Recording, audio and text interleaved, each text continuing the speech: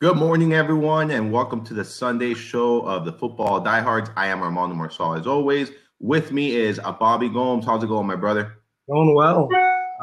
Just looking over some lineups right now as we speak. Yeah, it's a fun slate, man. We spoke about this on Thursday, and we have some not a ton of news so far this morning, as far as any impacts for today, but definitely something that we're probably going to be getting throughout the show here. Before we jump into the slate, has anything changed for you? I mean, I know earlier in the week when we spoke, you were talking about maybe approaching this slate and paying up for the running back position to kind of be contrarian, because there's so much value at the running back position, and I think a lot of people are going to be paying down. So, are you still taking the paying up approach for running backs this week? I think it works in tournaments and cash. I'm probably obviously going with starting my bills with like Dion Lewis, Aaron Jones. So yeah. Okay. Okay, so you're gonna be on Aaron Jones this week, because I know he was someone that you liked, but not someone you were planning on building around. So you're gonna be building your cash games with Aaron Jones this week. Yeah, I think so. I think it's a great spot for him. The only concern that I have, obviously, is the lack of consistent volume and the usage there. But like I mentioned on Thursday, even if he only gets 14, 15 touches, he should be able to shred this defense apart. Because I think you and I could run 100 yards on Miami. I think there's been an uptick since Montgomery's departure. Yeah, there's definitely been a little bit more consistency, but it's a little tough to kind of gauge there for him if you look at Green Bay today. Huh? Really cold in Green Bay today. You have Miami. Yeah. No. I love the call. I mean, I think he's. If I knew he was going to get 20 touches, I'd pretty much have him as one of my top point per dollar running back plays of the week. Miami's terrible against the run. Yeah, they really are. So I like him quite a bit. I'm still building my lineups with running back, like paying down at running back and paying up at wide receivers. Not sure how contrarian that's going to be in tournaments, but I like Duke Johnson quite a bit. Dion Lewis, obviously, we talked about. And Tevin Coleman is kind of like someone that is just, I don't know, he's growing on me this week, man. It's a really good matchup. I think a pretty favorable game environment there for him. So, but we'll get into all that as we go game by game. Anything else you want to add before we start jumping into this with our first game here? That's pretty much it. We could jump right in. All right. So the first game we're going to talk about here is New Orleans at Cincinnati. This game has a 53.5 over/under. It's actually gone down 1.5 since it opened, and it's worth noting that 69% of the bets are on the over here. So kind of the same trend we've been seeing all week. The most of the bets are on the over, but the over/under keeps going down here. So again, I just think it's sharp money, like, really, good money is on the under here. So it is worth noting that the Saints have a 29.75 implied team total. The Bengals have a 23.75 implied team total. Their total has just continued to go down here for the Bengals. So kind of interesting to see there. Give me your thoughts on this game here, Bobby. And anyone in particular that's going to be making your core lineups here from this contest? No one really in particular. I have interest in the Saints D at 2,200 in terms of like a point per dollar play in cash, probably between them and the Rams. But outside of that, only like Mark Ingram for GPPs. I think I'm going to go away from Kamara this week. I think they're going to kind of rest them like they did in week 5. Treat it as like a bye almost. I think that this team's going to get pounded. I think both running backs Mark Ingram definitely is too cheap at 4,500, and people are not going to look there. They'll probably gravitate towards Kamara. Yeah, I agree 100% with you here. I actually wrote Ingram up as a pivot play from Dion Lewis in tournaments. I really think that's a good way to go because, like you mentioned, I think this game environment is going to set up very nicely for him. It just seems that for whatever reason, last couple of weeks they've been using Kamara a ton, and if you look at the matchups, it's kind of called for that. It's really nothing to do with Ingram's role or anything like that. In fact, Ingram has 7 red zone touches, which is already tied for second on this team, obviously behind Kamara. when you look at it, and he's only played 4 games. So I think he's way too cheap here. I still like Tyler Boyd. I know that the Vegas lines are concerning, but he's going to be pretty much force fed this week. And it's one of those situations where I just I really like him. His upside, the matchup is really good against PJ Williams. I know he's going to be chalky, but I'm okay with that. So pretty much, I'm still where I was. I'm just not as high as on Andy Dalton as I was earlier in the week. I still think he makes for an interesting tournament play. I just don't know if I'm going to make him a priority as I was doing earlier in the week. Just this line movement is really concerning me quite a bit here, especially for the Bengals stuff. They're pretty much their total has gone down 2 points since it opened, and that's kind of all the movement that we're seeing. Anything else? I think I do agree with you though. I think Ingram is a really strong tournament play if you're looking for a running back in that price range, because I do think he's going to get to work today here. I know you liked Michael Thomas earlier in the week quite a bit. Are you kind of moving off that now that off Thomas? Yeah. Okay. All right. So anything else in this game before we move on to next? No, I think we covered it. All right. The next game is the Falcons headed over to Cleveland to take on the Browns. This is a 50.5 over-under. No movement there since it opened. The Falcons have a 28 implied team total. The Browns have a 22.5 implied team total here. As I alluded to, at the beginning of the show, Tevin Coleman is someone that's really, standing out to me here. This Browns defense has really struggled against the run. And they've been pretty solid. I mean, they haven't been shut down by any means, but they've been pretty solid against the passes here. So I'll go ahead and attack this defense with Tevin rushing touchdowns, over 100 rushing yards per game, 45 receptions as well, which is pretty much in the middle of the league here, and 504 receiving yards for running backs, which is the 4th most. So this defense is clearly giving it up to running back, and Coleman is, coming off a pretty good game here last week, and obviously the usage is also a concern because you still got Edo Smith there, but I think Coleman can do enough here at this reasonable price tag to pay it off, and there is a ceiling here. Anything for you in this game? In tournaments, I like Tevin and Duke. Also like Chubb, but just for tournaments as of right now. Yeah, I'm with you, man. I like Duke as well. I think he's in an interesting spot. I think this is a good game environment for him as well.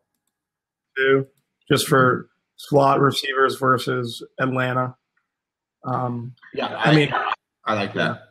Look, Mayfield interests me, man, but I don't know if I can pull the trigger there, man.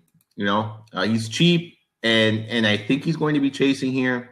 And he looked comfortable last week, at least with this new coaching, the new coaching staff that they have here. But it's just so tough to trust him. He has been in situations like this where he should smash and has just let us down. So that's kind of where I stand with him.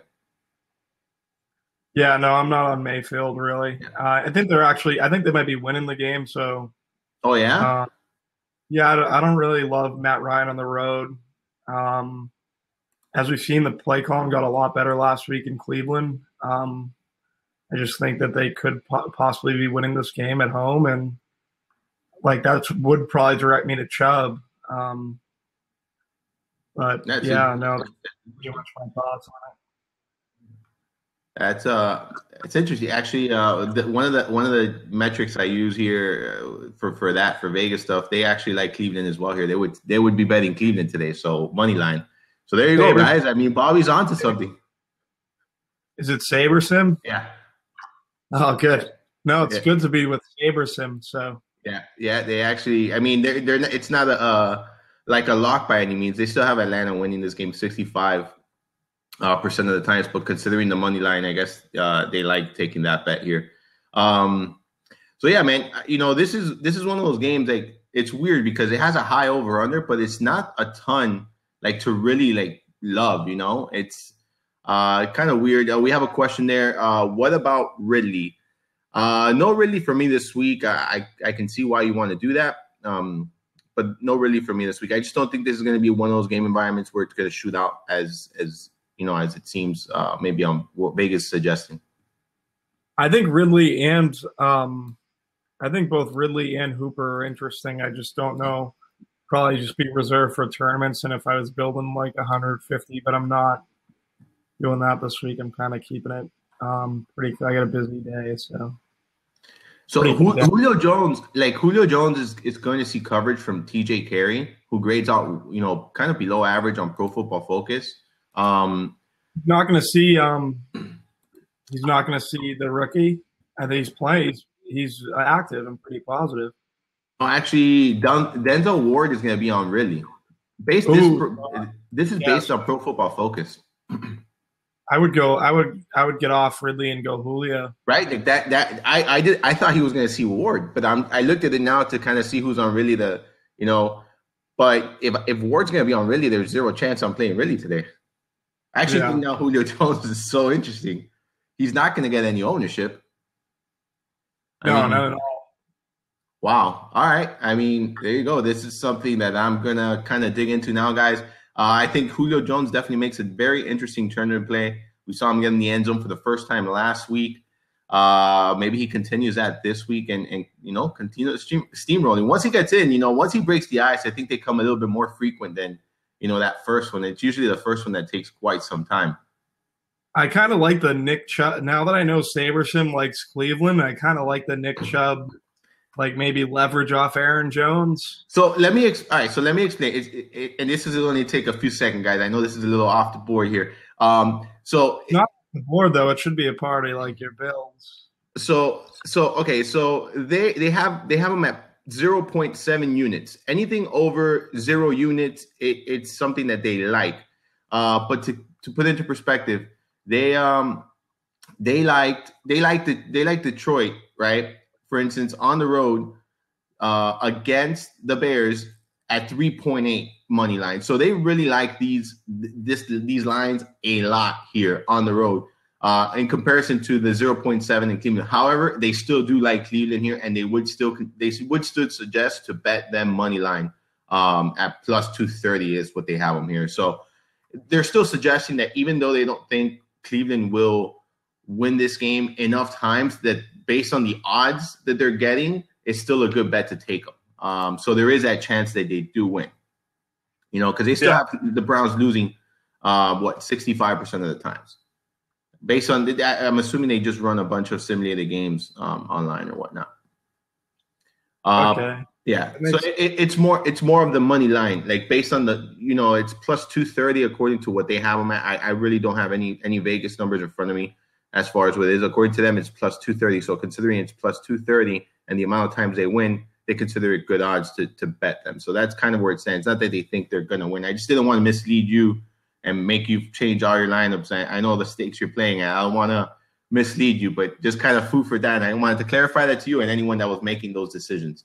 Although I still think Nick Chubb, let me tell you, I think Nick Chubb's a very interesting play. I really do, because especially if you have that strong take that you think they're going to win here, I think that makes a ton. The only reason when I'm not playing Nick Chubb today is because I think they're going to be playing from behind, which is why I like Duke Johnson. Only reason why. If I knew they were going to be playing with a lead, I automatically put in Nick Chubb in there because if he's getting the volume, the kid's a very special running back, in my opinion. No, I'm with you. All right. I think we did this broke this one down pretty good. Next game we have on the board here is Jacksonville against the Colts. They're in Indianapolis here playing the indoors, 47.5 over under, really no line movement there. 25.25 implied team total for the Colts, 22.25 implied team total for the Jaguars. This is one of those games that I have very little, and probably what I have is not appealing to most. I actually have interest here in the Colts defense, man. Blake Bortles tends to make mistakes. These people are scrappy. They're not elite. They're not shut down, but they're fast. They can make plays. They can get to the quarterback. They could, any of these potential Blake Bortles turnovers can go into turn into a touchdown for the Colts defense here. So aside from that, really not a ton. I think Andrew Luck is too cheap, but I just don't like this matchup for him. And I don't know, man. I respect this Jaguars defense enough not to really take too much consideration for Luck this week. Do you have a different stance here? This is an interesting game. I think a lot of people are going to be on it from like the sharp perspective, just because of where the total's at. Kind of high for a game like this. It's in a dome where a lot of the games right now, we're in that time of year when it's getting pretty cold. And also Andrew Luck's probably gonna have to throw the ball 50 times. I like Jack Doyle. I think he's really good for cash games.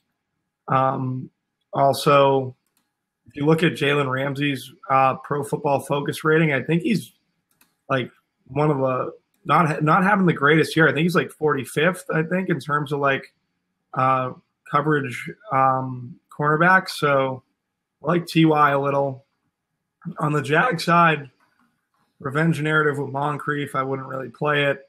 And then I don't really like anything on the Jag side, but the Indy side I think is pretty interesting if you play a bunch of tournament lineups. Yeah, and you bring up a great point. You know, when you look at the at least his grade this season, Jalen Ramsey, it's not as high as we're used to seeing. 65.9 is his grade over at Pro Football Focus, which is not that great. And you're right, he's been getting this year he hasn't been as elite and maybe as shut down than he has in years past. And Hilton is very cheap. That's something that is also worth noting, and he has the speed to really burn any corner here. So I think that's an interesting call in tournament side. I'm sorry? Hilton's volume is going to be pretty substantial, I would say. I think so. I mean, I think so too. And then let me see how. I mean, the Jaguars against the run have been solid. They haven't been great, but they've been pretty much mediocre here. So I know the Colts have done a pretty good job at running the ball over recent games here with Mac, but this might be a little bit of a tougher matchup to run against here for him. Any interest in Fournette returning? I just want to see what he does before I trust him. I know he's very cheap, and if he gets the majority of the work, which I don't think they're going to just automatically plug him in and give him 20, 25 carries. I don't see that happening. I could be wrong. I just think that they have enough, talent on this backfield to not force him into a heavy workload, especially coming off a hamstring injury. Yeah, I'm with you on Fournette. I'm not really going to think of going there. All righty. Anything else? Would you, being that you're so bullish on the Colts here, would you consider their defense? I mean, they're 2,800. Yeah, any defense first Blake Bortles, I'm not opposed to at all. I don't think it's a bad play at all. All right, perfect. All righty. The next game we got here is Detroit heading to Chicago to take on the Bears. This game, as I alluded to, SaberSim actually likes the lines here getting, at money line because of the odds are getting. But this game has a 44 over under here. The betting is 50-50 on the over under, so there's really no way that the majority of or the consensus likes to hear the general public betting. The Bears have 25.75 implied team total. The Lions have an 18.25 implied team total. Bears are 7.5 point favorites here. Game for me that I don't have much interest in either. I just don't think it's necessary to go here. Obviously, you could talk me into pretty much any of the Lions receivers, because I do think that the game environment is going to favor them if they're playing from behind here. And Marvin Jones or Kenny Golladay, but I don't think they're as great of matchup, as I would want for them in this scenario. Any thoughts here for you? I've had 2 rough weeks of rostering Kenny Golladay. Me too. So this will be the week that he does well. Marvin Jones is fine. My interest, though, and I'm pretty bullish on this in tournaments, although, like I said, I got a lot of stuff to do today, so I'm not going to be throwing in all these lineups, which I might regret, is Trubisky, Allen Robinson. I like that stack. Too cheap versus the Chicago Bears. And I like Taylor Gabriel as well. I think the Chicago stack, they've won a lot of people, a lot of money this year, and I think they're going to go low owned. You can throw Burton in as well. And I think they have a healthy implied team total, so I think that warrants some, I think that you should be considering that here because it's a 20, nearly 26 points, so they're expected to score close to 3 touchdowns, and if the majority of that comes through the air, it is, there is some merit there to what you're saying. I wish I can be a little bit more on board with that take because, like you mentioned, that this is a stack that has won a lot of money to people this year. I just don't feel like this is the game environment I would want to roster them. And I actually think that considering how below average the Lions' run defense has been this year, I think this could be a Jordan Howard game. Really, to me, he's kind of an. I didn't mean to cut you off. That's my reasoning is I think Snacks Harrison, this is the 3rd week in a row. If you look at the yards per carry when he's in the game, they're a totally different rush defense since they traded for him. So I think that they funnel now more than they just give up. That would be my one. But when he hasn't, like the first week, he didn't play the majority of the snaps. Chris Carson went off, but he went off and he wasn't in the game. They went from 3.7 to 3.2 yards per carry when he was in the game. I just think that he's going to play more snaps. I don't know his number of snaps last week. But I just, that would be, I'd have to figure that out. But I think they're just going to funnel if he's playing more. I think his snap percent will obviously increase as he learns the defense. Yeah. I mean, I wish I had here in front of me of how many snaps he's like the trend, because I would also make my decision either, and not that I'm bullish on Howard by any chance. I just kind of I think he's an interesting tournament play because I don't think no one played him last week, and he went off, and I think this is another situation where no one plays him and he could just pretty much slip into the end zone a couple times. But yeah, so and I'm with you. Nothing for the Lions for me, man. Just can't do it. This offense has just looked pretty bad. This pretty much the majority of the season here. Anything else in this game? It's pretty much it. Any of the defenses, like maybe Chicago defense? I know they're expensive, but I'm not going to pay up for them. Yeah, it's tough to pay up for them, man. It really is. Yeah, especially with this week, you kind of need as much salary as you can for everything. All right, on to this next game here. Chiefs headed to Arizona. Oh, I'm sorry, no. The Chiefs hosting Arizona here. And this game has a 49.5 over-under.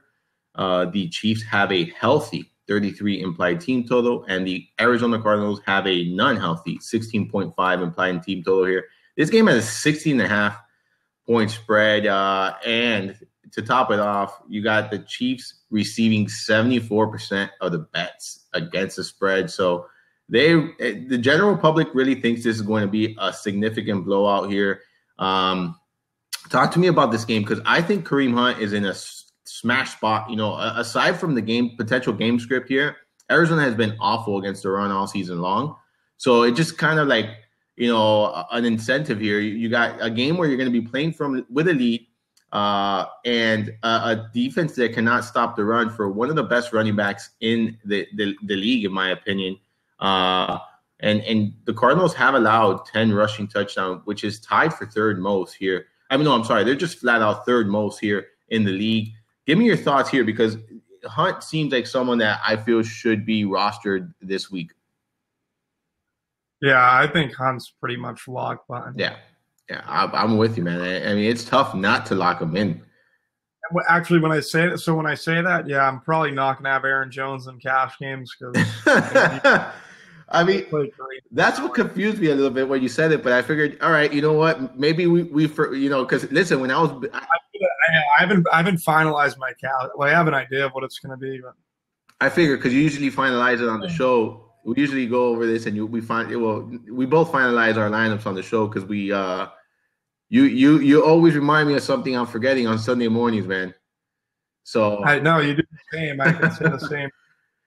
So, but yeah, man, I just think listen, I have concerns about a blowout, but I can't project blowouts. I really cannot. If this is probably the closest thing to a blowout, But if they blow him out, I would assume he has something to do with it, He's been so involved in this offense. The usage has been through the roof. And Sammy Watkins is not expected to give it a go today, guys. So it's something worth noting here. I don't think he's been ruled out yet, but last I read, he, very unlikely to play here as he deals with a foot injury. So it is worth noting that, because that means that there's just going to be not a ton, but there is going to be more usage to go for the pass catchers. And Kareem Hunt does catch plenty of passes out of the backfield here. In fact, when you look at, what his role is, aside from last week, where they really didn't need to use him much in the pass game, he only caught one reception. It was a 50-yard touchdown. But prior to that, it was 5, 5, 5, 1 and 3. So he has his usage in the passing game has increased. So I just think at 8,500, makes for a good pivot play off the very popular Gurley. I think both of them are going to be popular, but I still think you're going to get some ownership reduction here with Hunt over Gurley. So I think he's fine. I'm never going to talk anyone off of Patrick Mahomes here because he just gets it, done against anyone, regardless of the game environment, regardless of the game script. He's just tossing touchdowns. Even if he's not throwing it 40 times a game, he's going to, score touchdowns. So I like him quite a bit. He's not a core build of mine because I'm not paying up for quarterback this week, but I do think he's an interesting play regardless every week here. Someone's asking, so Spencer Ware might be a good bet. I don't like to do that in these kind of slates. And I'm playing this week. I'm not playing those huge fields, not a ton. I am going to have one just line up in the Millionaire Maker, but I'm playing a lot of like single entry stuff, higher buy-in single entry stuff this week. So I wouldn't like to take a chance like that in that kind of tournament. I just don't think it's necessary. Bobby, maybe you want to enlighten, something like, I know you've taken that approach, like something like the Millionaire Maker, where you get a running back that might come in because of a blowout or something like that. I just don't feel like on an 11-game slate, I like to take that kind of chance. Yeah, I'd take a chance on a guy like Chris Conley with Spencer Ware out. He's seen a ton of routes with Sammy Watkins when he left the game the last time. I forget which week it was. He's a high upside guy in tournaments. They have a healthy team total. I think he's around like 3,200 on DraftKings. So I think he's a good roster if you're kind of doing a deep GPP type thing. My thing is like the usage. You have to equate for where the usage is going to go here. This Arizona team loves to blitz, like either first or second in the league in terms of blitzing. So Hunt, Kelsey, and then you have Patrick Peterson on Tyreek Hill, which isn't even a bad thing because Tyreek Hill has caught 50% of his passes from the slot. So I don't mind playing Tyreek Hill. But what I'm saying is I think you can definitely look to Kelsey, look to Hunt to be with Watkins out and Peterson in coverage on Tyreek for the time that he is. I think that they're going to open up. I think it also opens up ways for Conley to definitely make value as well. So those are the guys I'm kind of targeting. And speaking of, we hit Conley's 3,200. We talked in the Cincinnati game. We didn't hit on Alex Erickson and John Ross, which is kind of going to be a big issue for people. I would go Erickson over Ross. I think that they're pretty low guys that you can. I think we didn't hit on them. Maybe you did. I just forgot. No, I didn't hit on them simply because I don't think it's necessary to go there. And when it's so uncertain with those two guys, I'd rather just stay away. Because there's so many good running backs. I know it's not in that sub 4K range, but there's so many good running backs in that 4, 4.5, or 4.6 range that it just makes so much. It makes so much sense to go there where the usage is at least a little bit guaranteed. Whereas these receivers is just so hard to kind of figure out. You're kind of just throwing a dart, and I don't like to throw the darts unless I really need to. And this is one of those weeks where I think there's plenty of value where it's not necessary here. Go there. Again, that's another reason why I don't think Spencer Ware is someone I want to go to here, because he's 4K and for 600 more. Just take Dion Lewis. I just think Dion Lewis's ceiling is so much higher than Spencer Ware's that it's not really necessary to go there. My thoughts here. So I'm with you as well, Bobby. I know you're pretty much saying no to Spencer Ware, right? Yeah, no Spencer Ware. Yeah, so I'm with you there. someone pointed out something about that, they're them being worse without Watkins. Yeah, you definitely take out a weapon for this offense, but I still think I think this offense is still going to roll here. I don't see it being a significant difference. Anything here on Arizona's side, because I just feel like guys like Christian Kirk, they're interesting. They're not priorities for me. I think they're interesting because they're going to be chasing points. I mean, Fitzgerald in his last game, 12 targets, now has scored in back-to-back games. He's only 5,400. He's probably going to go completely unowned here and overlooked.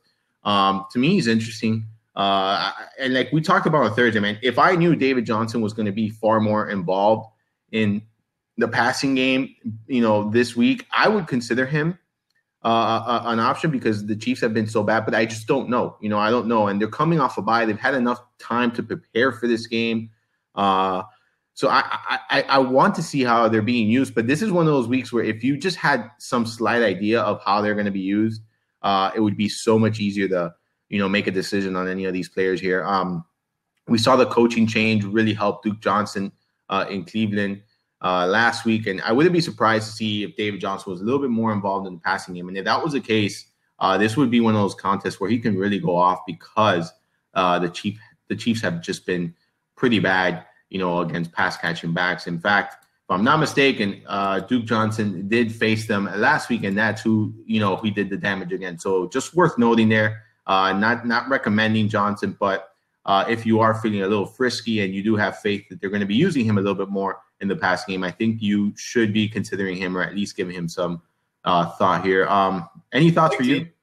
Huh? I like DJ. He's interesting, man. I think they're going to go over the total. And I just think that even if they're chasing points, if they're going to be utilizing him in the passing game so much more, or at least they're going to increase that workload in the passing game, I do think that, he even if they're chasing points, he's going to see, a good amount of looks out of the backfield. That, it's just a matter of are they going to finally implement it? Because that's what's been lacking this year, his role in the pass game. Just like what we saw with Duke, man. Just like what we saw with Duke, it's just the unknown for me here. It's kind of concerning. Anything else here in this game? I know the Chiefs might be a popular defense. I'm not going to go there, though. No, I'd eat up that usage with Kelsey and Hunt, though. Yeah, me too. I think that those two guys can pretty much be locked in. I don't feel right about using them together because in case this game does blow out, you might only get a seeding game from one in tournaments. But if you're paying up for tight end, I wouldn't, hesitate to plug in Kelsey, especially there are other running backs in smash spots, and we haven't gotten to them yet. Melvin Gordon and Todd Gurley are in smash spots this week, and they're in that price range. So you can kind of go Kelsey and then one of those running backs and not have to use Hunt. Just ideas there. But I really wouldn't feel comfortable playing both of them simply because there is that blowout potential, and then you might be, capping your ceiling here if it does indeed blow out like Vegas thinks it does. It's kind of just, the thought process behind all that, guys. All right, on to this next game. New England visiting Tennessee to take on the Titans. This is one of those games that I didn't have as much interest in at the beginning of the week, but someone in this game is growing on me a little bit. And this game has a 47 over-under here. 63% of the bets are on the over. It's actually moved up half a point. 26.75 implied team total for the Patriots, 20.25 implied team total for the Titans. The person I'm referring to here is Marcus Mariota, man. He's 4,700. He's been so up and down all season long. He's had some really ugly games here. Look, that we're talking about this game with some important news here. All right, so before I continue there, guys, New England, Gronkowski will not play. Sony Michel will not play. That's important. Gio Bernard is active for the Bengals. I think that's something we should talk about here, Bobby. And then Darnold and Anderson inactive for the Jets. I don't think that really matters. And Watkins is officially inactive, guys. All right, we just finished breaking down that game. Watkins is inactive. We kind of expected that, so really nothing changes from our analysis there. Let me continue here. My thoughts on Mariota here. And they're going to be chasing points here. He's 4,700 over at DraftKings. I think is just way, way, way too cheap in my opinion. Obviously, if you roster him, you're going to be pretty much having anxiety throughout the Sony Michel active, guys. Sorry, not inactive, active. You're going to have anxiety here if you roster Marcus Mariota because he can either be so bad or he can be pretty good. But that price in the game environment really is interesting to me. I kind of wanted to hear your thoughts because the more I dug into him, kind of the more I liked him this week. Any thoughts there for you on Marcus Mariota, Bobby? Yeah, I love Mariota. I think I'm using him in cash games. So yeah. I like that, man, because it's just too cheap, and I think there's upside here, man. You know, when you look at this offense in recent weeks, I really think that implementing of Dion Lewis, and I like playing both of them together because of Lewis's role in this passing game. I would actually stack them like that. I wouldn't use Corey Davis because I do think he's going to have a very tough matchup today. The volume is going to be there, and he's cheap, so that's fine if you want to use him. But I think Mariota and Dion Lewis is a very viable stacking option this week. Talk to me about that. Like I know you like Dion Lewis as well, so I'm assuming you're in the same on the same boat as I am here. Yeah, so for the Tennessee side, I like Mariota. I think Lewis is like cash game lock on DraftKings, just for his price. Corey Davis is probably going to be another guy in cash. You might as well just eat the chalk, but in tournaments, I feel like you could fade or just be with the field on. I'd probably be with the field if I was building multi-entry.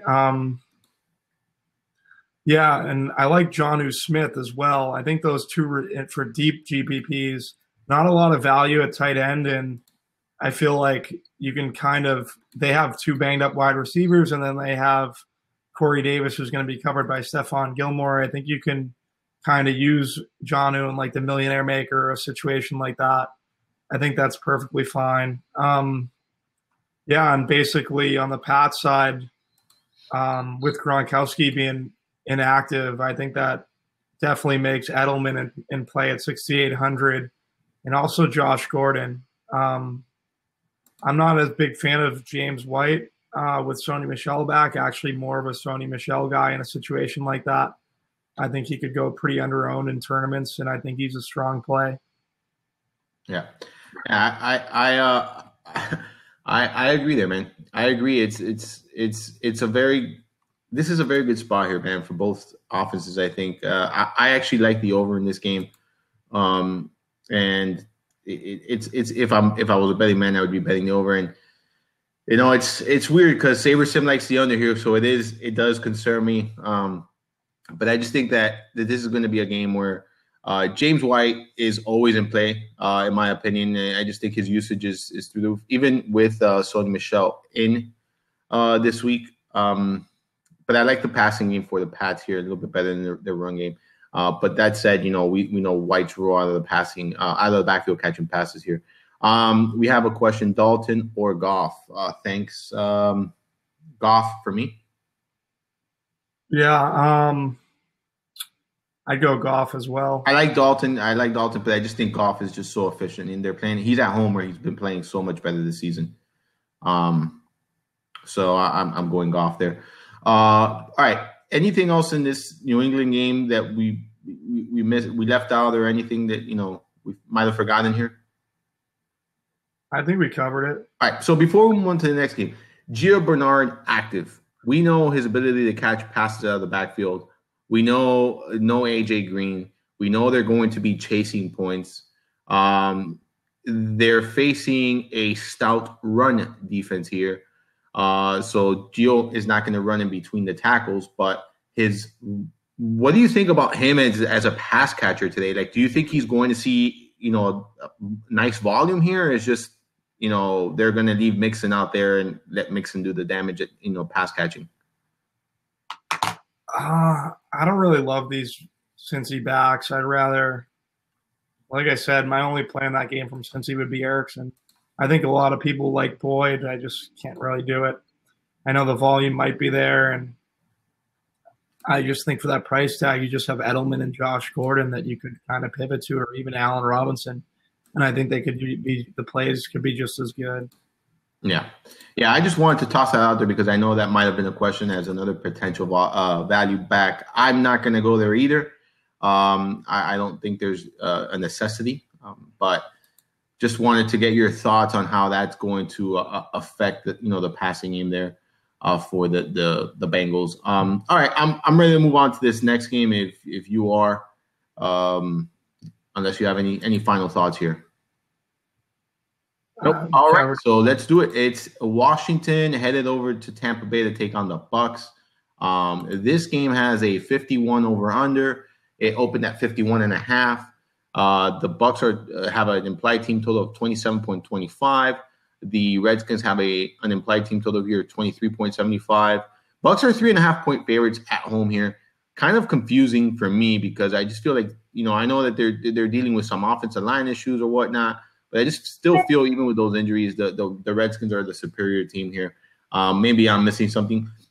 Is there anything you like in this game? I know Ryan Fitzpatrick is very cheap, and I think he's going to be very popular, but this is not chalk that I'm willing to eat here. How about you? Fitz and Djax, I think are pretty interesting. Peyton Barber at 3,500 in tournaments. I wouldn't play him in cash. Should see a ton of touches. And on the other side, I know you're going to hate this, but Vernon Davis. Oh, man, the Vernon Davis. I mean, listen, I told you, for Christmas, I'm going to be sending you a Vernon Davis jersey this year. That's without a doubt. I'm definitely going to ship one of those your way. That way we can do a show. And when we do the show, you need to be wearing it. And you need to make sure you call him out, man, because I like it. I like the persistence there. I really do. I appreciate it. I appreciate the persistence. Huh? He caught a touchdown the first week I touted him. Yes, he might have. First pass of the game. You see, that's where I would have just waved the white flag after and said, you know what? I'm victorious. I made the call. I'm done for the season. No more Vernon Davis, but you got greedy, man, and you went back for it the following week. But look, I'm going to be as stubborn here with Jordan Reed. I haven't been touting him all season long, but I'm going Jordan Reed this week. I think he's an awesome tournament play. Just makes too much sense. The volume has kind of been there. His efficiency hasn't, but the volume has been there when you look at it. 6 targets last week, 12 targets the week before that, only 4 in Dallas. 9 in week 6. It's just a matter of being efficient. Tampa Bay is atrocious defensively, especially against the pass, especially against tight ends. Just a really, really good spot here. They're allowing the second most DraftKings points per game to the position. They've allowed the most yardage, the most yardage to opposing tight ends here. 5 touchdowns, which is tied for third most. So what they're allowing to tight ends is just absurd here. And I just think Reed is in a good spot, to make it happen. Has he done it all season long? No. In fact, I think maybe Vernon Davis has that. I think individual scoring on a week-to-week basis, you might be there beating me. I think Vernon Davis's best game was week 6, and he scored 13.8 DraftKings points. I don't think all season long. Actually, I am wrong. In week 1, Jordan Reed did score 14.8. So I was going to say Vernon Davis has the lead of a single game, but right there, neck and neck. So I have one question. Yeah. Is Crowder out? I believe he is. I believe they haven't ruled him out yet. I believe he was on track to play. I'll give you that right this second. Yeah, he is out. He is out. It was already reported. So yeah, that was reported. Was yesterday. So yeah, that was reported yesterday. Crowder is out last week. Huh? Crowder was out last week. What were Vernon Davis's targets? Last week? I think he only had 3 targets. Oh no, wait, 7 targets. Yeah, but Crowder's been out for some time now, Well, this Tampa Bay is the worst in the league versus the tight end. Yeah. Crowder. All right, so Crowder was out. I think it's a better play than you think. I'm not knocking him. I'm not knocking him at all. I mean, I just, all right. So week 6, Crowder was out 3 targets. Week 7, Crowder was out 0 targets. Week 8, Crowder was out 3 targets. It was last week And I think the game environment just called for that. Weren't they chasing points here? Yeah, but really bad defense. They do. Listen, I mean, you know what's going to happen today, right? It's going to be Vernon Davis scoring 20 DraftKings points. I have Jordan Reed on my roster, and at 7 p.m. I'm going to be texting you saying I should have played Vernon Davis and I would have won all the money, but instead, I think you're pulling my leg. Right? No. I think they're both good plays. I think they're both good plays. I just think there's more certainty with one, At least there's a safer floor with one, but you're also paying more for that player. So there you go, guys. It's play both tight ends. Why not? No, don't do that. No, I'm just kidding. Don't do that. Don't do that. That was a joke. Three running backs. Yeah. All right. So we have a couple questions here before we go here. Sanu or Mike Williams? Give me Mike Williams. Yeah, I like Mike Williams. A need for Boyd, Gordon, Kupp, Beckham, Kamara, Cohen. Kamara, Beckham, Kupp, and Boyd. I know you probably will disagree on one of them, but probably go Gordon over Boyd, right? No, I'd go Boyd in non-salary formats. Okay. I'd love to play Boyd, but in salary formats, I'm just not playing the 7,500. Boyd, Gordon, Kupp, Beckham. Okay, so you're sitting Kamara? Oh, I wouldn't sit Kamara. No way. Yeah, that's why it's tough.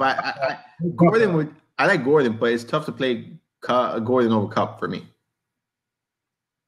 Yeah, no, I think I'd have to sit Gordon considering the options here. I like Gordon over Kupp, but no Gronk. The usage, we're gonna think about usage here. Where's it gonna go? First, that secondary, I want Gordon. Okay, all right. So there you go. Kupp for me, Gordon for Bobby. Everyone else the same here. That's. Let me see if we have any more questions here in the queue. Please pick one full PPR. Nick Chubb, Dion Lewis, Tariq Cohen, Duke Johnson. Dion Lewis for me. Dion Lewis. Yeah, it's a full PPR. PPR, what effect will Duke Johnson Jr. passing usage have on Landry? With the thought, should I play Landry or Maurice Harris? No, you just play Landry.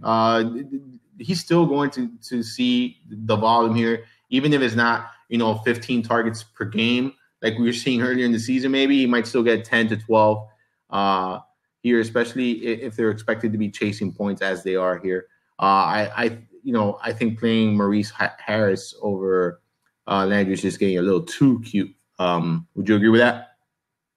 Yeah, I would say so. I mean, don't get me wrong. In DFS, you see, like, I was gonna say DFS, like we were talking about earlier about some of these, receivers at that, in that 3K range or whatnot. I feel much more comfortable playing Harris, who was peppered with 12 targets last week, than I do with Ross or Conley or guys like that we just don't know. With Crowder out and the receivers here for the Redskins are super thin. When you look at it, you got no Crowder. Obviously, Richardson is on the IR. There's really not a ton for them. It's just, after that, you got players that really don't get on the field much. Josh Doxson is another guy, that saw 6 targets last week, 4,300. The points are going to come somewhere, which is why I think Bobby and I both think it's in the tight end position. But I really don't dislike the idea of playing someone like a Maurice Harris here at 3,900. It just makes some sense here. So just food for thought there. And then I got in non-PPR keeper. I was offered Breeze for Traquan Smith and James Conner. My other backs are Ingram and Derrick Henry. And QBs are Stafford, Mayfield. What should I do? I was offered Breeze for Traquan. So if you got James Conner, I wouldn't move James Conner for Breeze, because even if Le'Veon Bell comes back this season, you're saying this is a keeper league. I don't think Bell will be with the Steelers next year, and Conner has shown that he can really, really be a very effective back, and they could win with him in that backfield. That I've said it all along. I'm not discrediting Le'Veon Bell. He's, to me, a very good running back. But this offensive line is pretty much underrated because, they're the reason that he has as much success as he has. Again, he is a talented back. He could get it done in pretty much any backfield, I think, but there's a reason why he's as elite as he is, in my opinion. So I would stand pat. I would not trade him, especially when you have someone like Mayfield. I know he can't be trusted on a week-to-week, but I think, he can get the job done for you. If you let go, especially with your running backs here, if you let go of Connor, you're going to be pretty thin at the position. So I would not make this trade. Any thoughts there? Any thoughts there, Bobby? No, I'm with you. All right. So we covered the questions. One more before we move on to the next game. Ingram or Njoku? Give me Njoku. Yeah, I'd go Njoku. Ooh, Mark Ingram? No way. No. I'm not nuts, man. I'm not nuts. Evan Ingram, man, who has done nothing this season. Yeah, I'll take Njoku. Yeah, no, man, I'm not that crazy, man. All right, on to this next game. Buffalo at the Jets. This game is just, there's really nothing to like here, but we'll do it. It has a 38 over-under here. The Jets have a 22.75 implied team total. The Bills have a 15.25 implied team total. I do want to point something out. The over-under jumped up 1.5 and 52% of the bets are showing on the under here, so there might be some sharp money on the over. That said, this is still not a situation that I like. Still not a situation I feel it's has a ton of fantasy goodness, aside from maybe the defenses. Both defenses are pretty solid and in good spots here. So to me, there's an easy game to analyze, and it's just faded. There's just really nothing to like here. If you have anything different, feel free to share it with us. I like Elijah McGuire in tournaments. Someone just put him in the chat, but that's pretty much it. Okay. Would you be correlating that with the defense or no? If Peterman was playing, but I think Barkley is. So even though I don't know, I'm not going to do that. All right, so there you go, Elijah McGuire, and that's it for you, huh? Yep. All right, on to the next game, which is going to be much more interesting. And then we got the Chargers heading to Oakland, take on the Raiders. The Raiders here. This game has a 49.5 over/under. The Chargers have a 29.75 implied team total. The Raiders have a 19.75 implied team total. They're 10-point favorites on the road. I just think this is a phenomenal spot for the Chargers offense. Raiders are just atrocious. I think we saw last week they just gave up. With their last game, they just gave up. They're done here. I think Melvin Gordon's in a phenomenal spot. Phillip Rivers is in a phenomenal spot. Keenan Allen is in a great spot. I know they got Tyrell Williams, Mike Williams as secondary options. Both of them have scored in back-to-back games. This offense is rolling, and I think they're just going to come in here and stomp on the Raiders.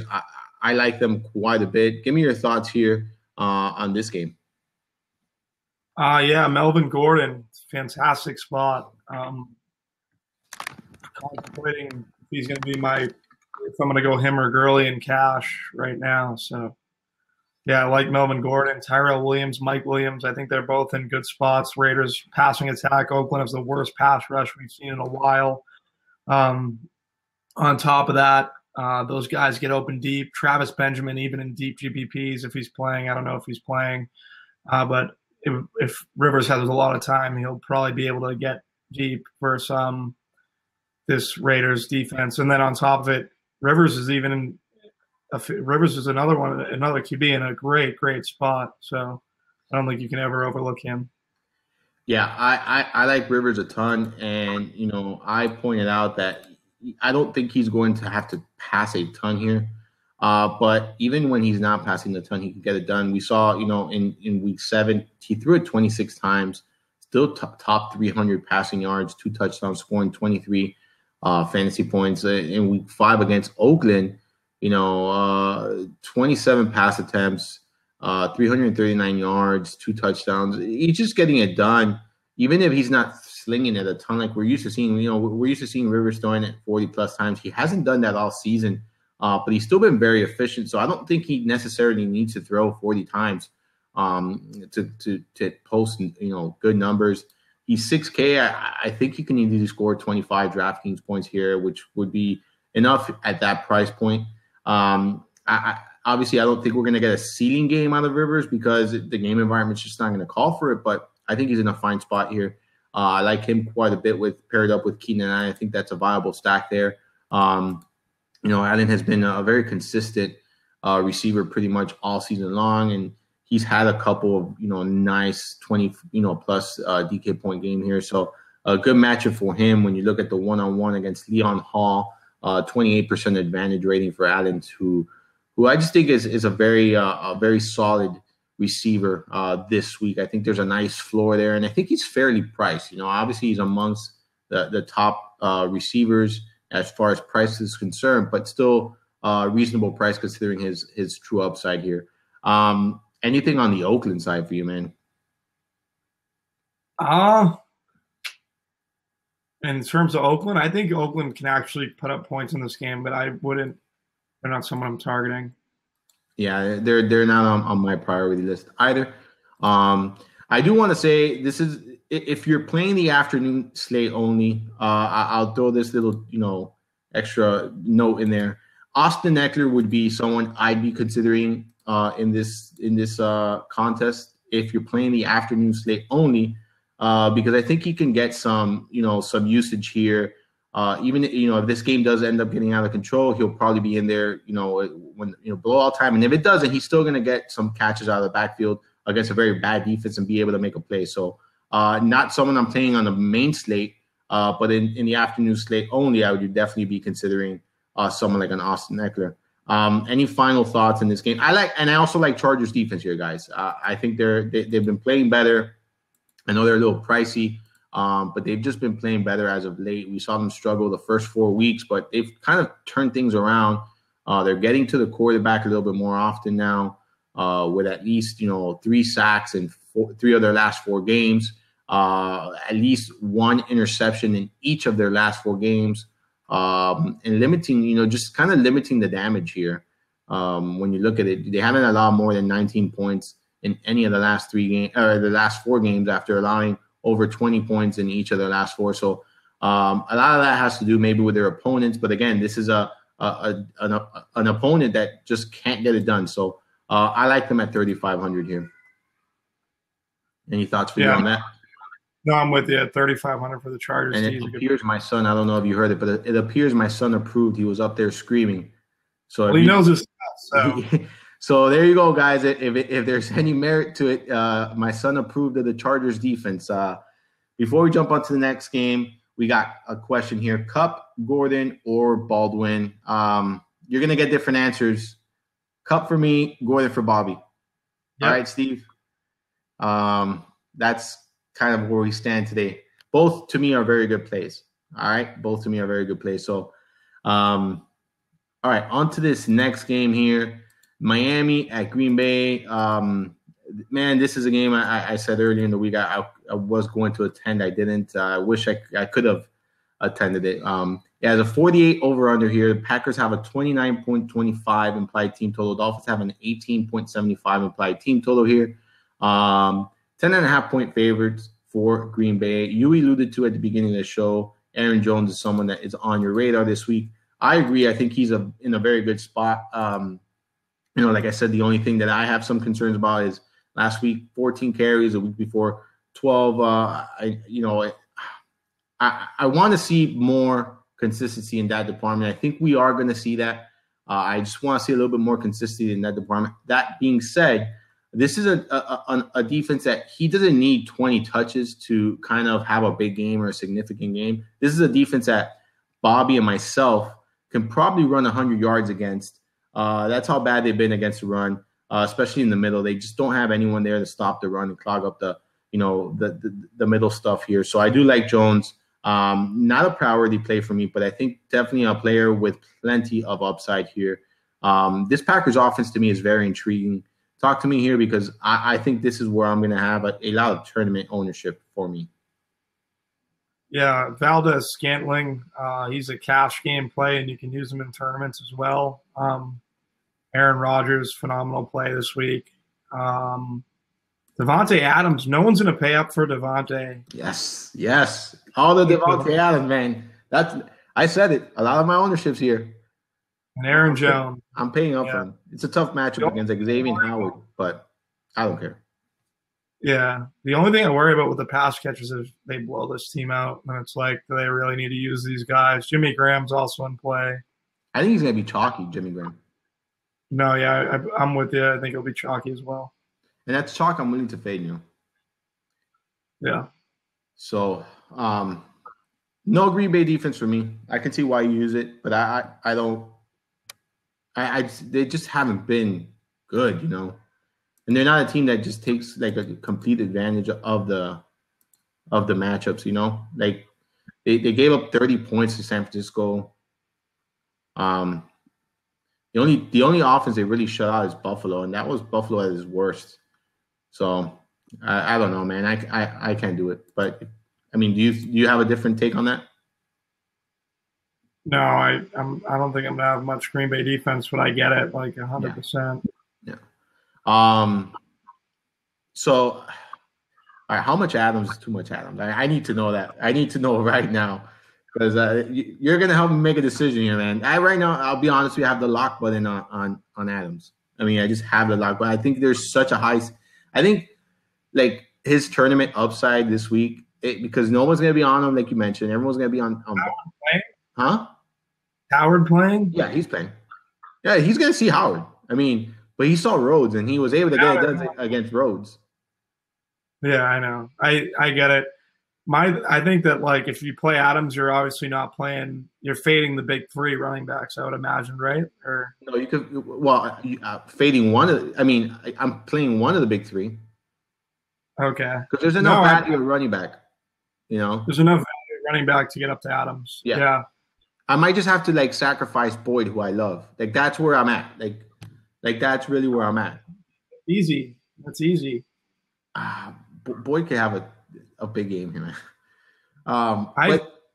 I think that's easy in salary formats. That's easy. Yeah. I'll take Adams over Boyd. What's it? $300 differential? Yeah. Yeah. Boyd got a big game. The Saints. I don't know. The Bengals could get eaten alive. So. Yeah, and that is concerning. That really is concerning. I don't think everyone thinks all the targets going to be funneled to Boyd. I get it, but the price is too much. Like I think there's better spots. Yeah, and this is one of them. I just think that this is the ultimate like tournament pivot, to Boyd. I really do. I'm trying to. It's very tough to fit in both of them and one of the top running backs, to be honest with you. Just pretty much impossible. Any final thoughts on this game? After this, we are on to the last one. So any final thoughts? No Dolphins players for me, guys. I mean, you could think of, if you're going to go there, I guess you can consider someone like Amendola. He's been pretty consistent when, as far as the targets are concerned, especially over the last 4 games. 11, 7, 6, 7. He's 4,500. The game environment does call for him to see plenty of targets as they're expected to be chasing points here. And let me see who's going to be covering him. Not that it really matters, I think, for someone like, he has Jair Alexander grades out 83 over at Pro Football Focus. So the matchup is not even that appealing, guys. So there you go. I mean, nothing for the Dolphins for me. If you were trying to game stack, it'd probably be with Amendola, but that's about it. Any thoughts? Any final thoughts here, Bobby? Or are you ready to move on to the last and final game of the slate? Ready to move it on. All right, here we go. We got Seattle headed to Los Angeles, take on the Rams. A 51 over under here. The Rams have a 29.75 implied team total. The Seahawks have a 21.25 implied team total. Rams are 8.5 point favorites here. Give me your thoughts on this game. Todd Gurley is good at football. Just a little bit, right? That would be, my main thoughts. With all this value at running back, all the value hit last week, I think game theory says a lot of people are going to go to the value, and you can play Gurley in any format, any week, but I think in tournaments, you want Gurley in this week, and I'm about to do the opposite and fade Gurley, so that'll probably be my downfall. Not fade him entirely, but fade him in one of the high dollar tournaments. So yeah, I don't know. It's pretty much your call. You have any thoughts? Like, I like Robert Woods ahead of Cooper Kupp. I know you like Kupp. I mean, I like Cup, but this week it's very, very close to me. I'm actually leaning Woods, and simply because of the matchup. He has Shaquille Griffin on him this week, who grades out really, really low at Pro Football Focus. Woods has a 29% advantage rating, so the third highest on the slate. So I kind of lean Woods here by a smidge. I mean, it's very, very close. And their price is so they're priced in the same range at 6,400 for Kupp, 66 for Woods. But I like them both quite a bit. Obviously, Brandon Cooks is always in playing tournaments, and he's right there priced in that same range. It's just, for me, I always lean Kupp and Woods. I just feel that there is a safer floor and the same ceiling. So I'm always going to take that for in my thought process and my consideration when making the decision on those three guys. I agree with you, man. I love Gurley, and he smashed this defense the last time they faced each other. I believe he scored 3 touchdowns, if I'm not mistaken, here in week 5. Yeah. So this is the thing. He got in the end zone 3 times, scoring 3 touchdowns. But he averaged 3.5 yards a carry, which was the lowest, or actually the second lowest of the season for him. And only 2 games where he averaged under 4 yards a carry. Seattle's defense, as far as the run, has not been like all that bad. Obviously matchups for Gurley is, it's really irrelevant. But the Seahawks haven't been atrocious. They're allowing under 100 rushing yards per game. They've allowed 5 rushing touchdowns this season in 8 games. They haven't allowed much touchdowns as far in the passing game either, only 1 on the season. So they've been pretty good, in that department this year. So when you're playing, and we talked about this last week, where we both were kind of off Gurley because of the matchup. And he, it was against the Saints, and he didn't do all that great. He got 19.9 DraftKings points, the lowest, I believe, of the season for him, the only time he scored under 20 DraftKings points. So I'm with you, man. This week, I'm kind of going to, either go to Gordon or Hunt ahead of Gurley. Obviously, it's never easy doing that because Gurley has been so efficient. It's just so good. And the usage in the red zone, the touchdown equity is so high on him. But this is just a situation where I feel like there are other options in better spots. So I think the passing game for the Rams where I want to go here. So I'm with you, man. I am with you there. Anything on Seattle's side? Mike Davis, I think we have it's been reported that he's probably going to be the starting running back. They're not expecting Carson to play, so he's definitely in both cash and tournaments, which I think is pretty interesting. That's what news we'll get after lock. So, but it's pretty much been confirmed from what I've read via Twitter. And one of my pals sent over a text as well to confirm that. So basically, I like that. I like him in cash and tournaments, and then I like David Moore. Is that weird to like David Moore? I like him. No, I mean he's been efficient. I mean, there's not a ton to dislike there. I mean, he's been efficient. His price doesn't climb. He's obviously touchdown dependent. And in the first game, actual first game that he actually saw good volume, he did bad. So kind of something to consider. Everyone's probably considering him because he had scored a touchdown in 3 consecutive games, at least 1 touchdown in 3 consecutive games, right? But he was only seeing 4 targets. Finally, last week he saw 7 targets, so the usage went up. His price is down. They're going to be chasing points. He's probably going to get the worst defender on the secondary. I think that's a good call, man. See, I prefer Moore over Conley and Ross. Huh? Oh yeah. What'd you say? That I prefer Moore over both Conley and Ross, who people had questions about and might be thinking about. Like that's why I didn't want to talk about Ross, because there's guys like Moore, Maurice Harris in that 3,900 price range. It's like there's more information on those guys than there are on guys like Ross. yeah, Ross has a sexy ceiling and a sexy upside there, but you know, it's not a situation that you can guarantee, at least, the usage increase because there are so many other people there. This week's tight end not named Kelsey in FanDuel. Tournaments, Jordan Reed, baby. Let's go.